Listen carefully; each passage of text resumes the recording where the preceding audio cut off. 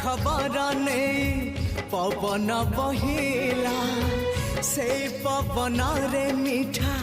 महक खेलिला फेरी फेरी गला श्रावण